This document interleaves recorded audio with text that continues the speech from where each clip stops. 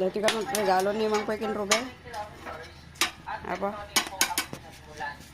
Sa amin, sa pamilya namin, ikaw na pong bahala.